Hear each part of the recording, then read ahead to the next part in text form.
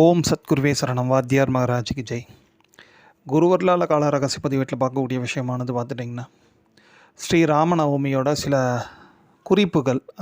ஏன்னா ராமநவமியில் என்ன மாதிரியான பூஜைகள் விஷயங்கள் எல்லாம் பண்ணியாச்சுன்னா நமக்கு கொஞ்சம் கூடுதலாக ஏதேனும் ஒரு நல்லது நடக்கும், ஒரு நற்காரியங்கள் சித்தியாகும் அப்படின்ற மாதிரி ஒரு சில வாத்தியார் அருளிய குறிப்புகளை அப்படி பார்த்துக்குவோம்.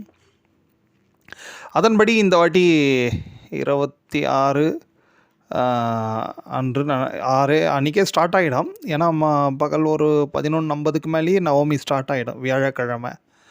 அதிலேருந்து வெள்ளிக்கிழமை வரைக்கும் இருக்கும், உங்களுக்கு ஒரு 10-10:30 வரைக்கும்.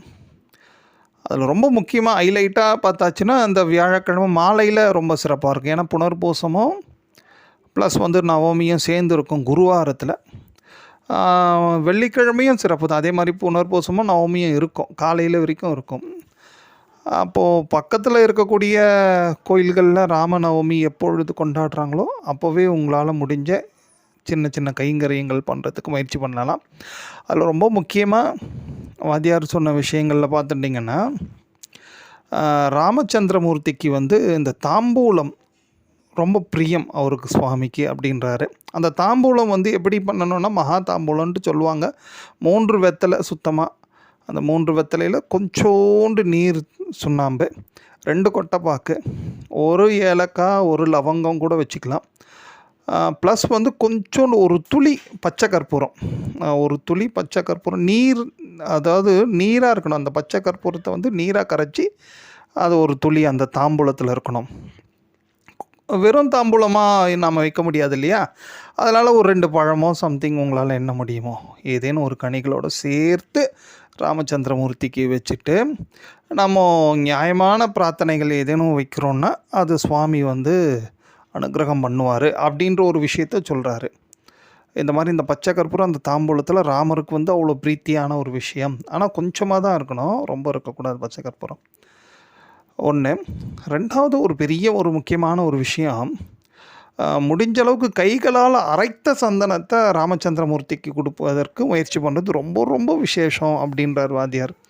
நம்ம ஆசிரம சார்பாக ஒவ்வொரு வருடமும் ராமநவமிக்கு ஒவ்வொரு சித்தர்கள் அருளிய கோயில்களாக ஒவ்வொரு கோயில்களை தேர்ந்தெடுத்து அங்கே சந்தன காப்பே பண்ணுவாங்க அந்த ராமச்சந்திரமூர்த்திக்கு. இந்த வாட்டி கூட வலங்கைமான் பக்கம், கும்பகோணம் பக்கத்தில் ஒரு இடத்துல ராமருக்கு, மதுவன ராமர், அற்புதமான ராமருக்கு அந்த மாதிரி ஒரு கைங்கரியம் நம்ம அடியார்கள் சார்பாக நடக்கிறது வாத்தியார் அருளிய முறைப்படி. சரி, ஏன் இந்த சந்தனம் என்னத்துக்கு இம்பார்ட்டன்ட்? அது கூட கடையில் வாங்கி கொடுத்தா போதாதா அப்படின்ட்டு யோசிக்கலாம்.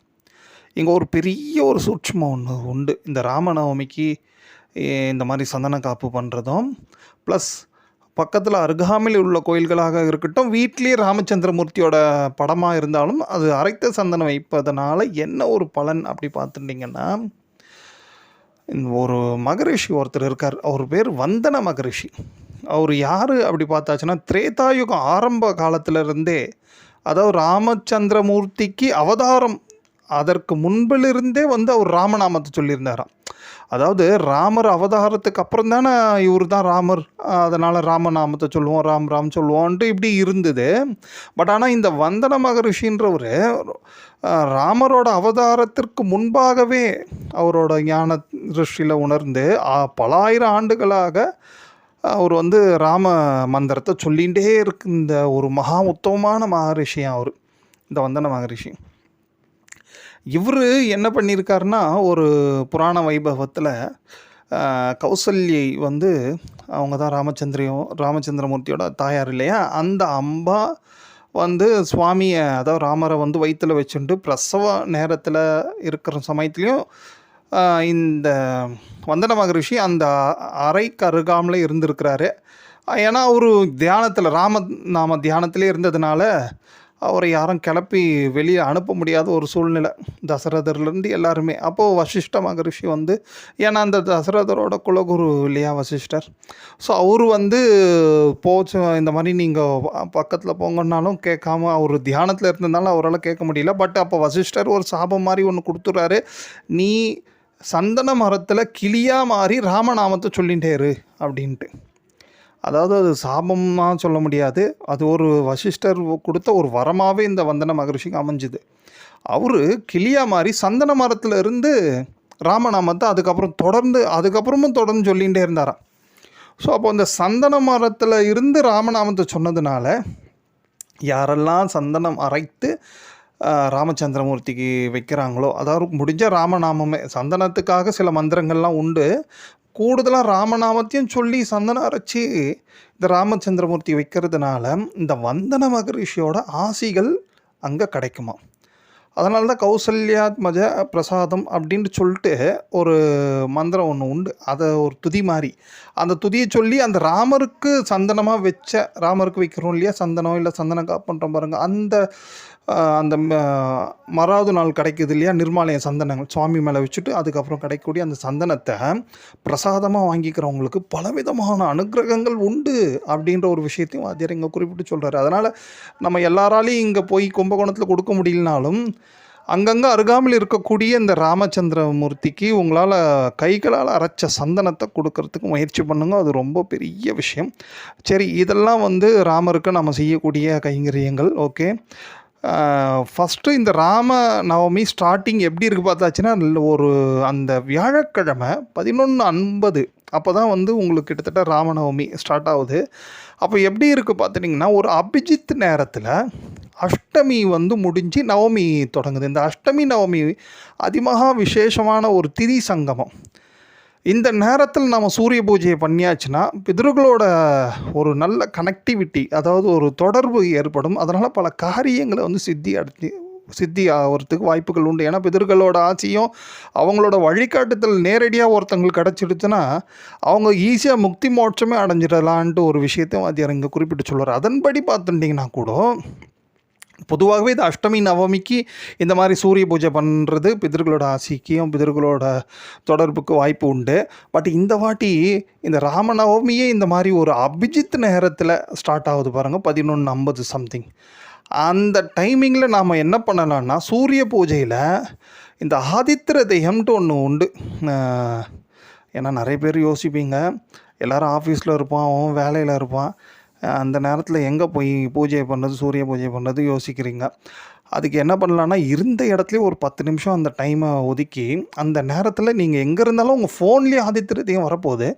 அதை ராமரையும் சரி சூரிய பகவானையும் சரி, ஏன்னா இந்த ராமருக்கும் சூரியனுக்கும் என்ன விசேஷம் சூரிய பகவானுக்கும் பார்த்துட்டிங்கன்னா, ராமச்சந்திரமூர்த்தி ரகுகுல வம்சம், அதாவது சூரிய பகவானோட வம்சமாக தான் அவரை சொல்கிறாங்க. ஸோ அதனால் அவரையும் மனசில் நினச்சிட்டு இந்த சூரிய பகவான்கிட்ட இப்படி ஒரு பிரார்த்தனை பண்ணுறது மிக பெரிய அனுகிரகம். பித்தர்களோட அனுகிரக ஆசி நிச்சயமாக இப்போது அட் ப்ரெசண்ட் இப்போ இருக்கிற கிரகங்களோட சிச்சுவேஷனுக்கு என்ன டக்கர் அடித்தாலும் மாறாத மாதிரி ஒரு நிலைமை இப்போ போயிட்டு இருக்கோம் உலகத்துக்கு மொத்தமாக. ஆனால் அந்த நிலையிலையும் நம்ம எல்லாரையும் காக்கக்கூடிய ஒரு மிகப்பெரிய ஒரு சக்தி பித்தர்களுக்கு உண்டு. அதனால தான் முதல்ல பிதர்களோட வழிபாடோடையே இந்த ராமநவமி ஆரம்பிக்கிறது ரொம்ப விசேஷம். அதுக்கப்புறம் நீங்கள் மாலையில் இந்த மாதிரி ராமருக்குரிய இந்த பூஜைகள், சந்தனம் வைக்கிறது, தாம்பூலம் கொடுக்கறது, அப்புறம் இந்த சுந்தரகாண்டம் சிக்கு பலகைன்ட்டு ஒன்று இருக்குங்க, அதில் சுந்தரகாண்டம் வச்சு படிக்கிறது, முடிஞ்சால் கூடுதலாக யுத்த காண்டம் கூட படித்து ஆஞ்சநேய பெருமான்கிட்ட பிரார்த்தனை பண்ணுங்க. அந்த உலகத்தில் இப்படி இருக்குது, நிலைமை சரியில்லை, ஏற்கனவே நம்ம இதை பற்றிலாம் சொல்லியிருக்கோம் குருவர்களால், அதனால் அதெல்லாம் கொஞ்சம் மாறட்டம்பா அப்படின்ட்டு வேண்டிங்கோ. என்ன காரணம்னா, இந்த புனர்பூசம் திருநக்ஷத்திரம் இருக்குது பாருங்க, அது ரொம்ப ரொம்ப விசேஷம். ஏன் ரொம்ப ரொம்ப விசேஷம்னா, அது ஒரு புத்துணர்ச்சி தரக்கூடிய ஒரு அற்புதமான திருநக்ஷத்திரம் அது புனர்பூசம். எதையுமே புதுமையாக்கி தரும். அதாவது ரொம்ப சோர்ந்து போன நிலையில் இருக்கிறவங்களுக்கும் ஒரு புத்துணர்ச்சி தரக்கூடிய ஒரு அதிமகா விசேஷமான சக்தி உடையது அந்த புனர்பூசம். ஏன்னா அது சனிக்கர்மா, குருவோட நட்சத்திரம். அந்த நட்சத்திரம் பார்த்துட்டிங்கன்னா கடமையே கண்ணாக இருக்கும். அப்படி தானே ராமச்சந்திரமூர்த்தி இருந்தார். ஸோ அதன்படி அந்த நட்சத்திரத்தில் புனர்பூசம் ப்ளஸ் நவமி ப்ளஸ் குருவாரமாக ஈவினிங் மாலையில் ஒரு 5 மணிக்கு மேலே அப்படி வச்சுக்கங்களேன், அந்த நேரத்தில் நம்ம ராமருக்கு பண்ணக்கூடிய பூஜைகளோட பலன்கள் எல்லாம் பன்மடங்கு நிச்சயமாக அதோட பலன்கள் நமக்கு கிடைக்கும். நமக்கு மட்டும் புத்துணர்ச்சி இல்லாமல் இந்த உலகம் மறுபடியும் கொஞ்சம் புத்துணர்ச்சி அடைகிறதுக்கு நம்ம ராமச்சந்திரமூர்த்தியை பிரார்த்தனை பண்ணோம். ஏன்னா ராமராஜ்யம் அப்படின்ற ஒரு விஷயம் மறுபடியும் இந்த உலகத்தில் வந்துடுத்துனா அதை விட வேறு விஷயமே இல்லை. ஸோ எங்கேயுமே அமைதியாக ஆனந்தமாக தானே இருப்போம். ஸோ அதனால் இந்த ராமராஜ்யம் உலகம் முழுவதும் வருவதற்கு ஒரு பேராசை தான் இது. இருந்தாலும் நம்ம ஒரு பிரார்த்தனை பண்ணுவோமே, என்ன இருக்குது, நம்மளுக்காகவே பிரார்த்தனை பண்ணுறோம். ஒரு வாட்டி ராமர்கிட்ட போயிட்டு உலகத்துக்காகவும் பிரார்த்தனை பண்ணால் அவரே ரொம்ப சந்தோஷப்படுவார். ஓம்.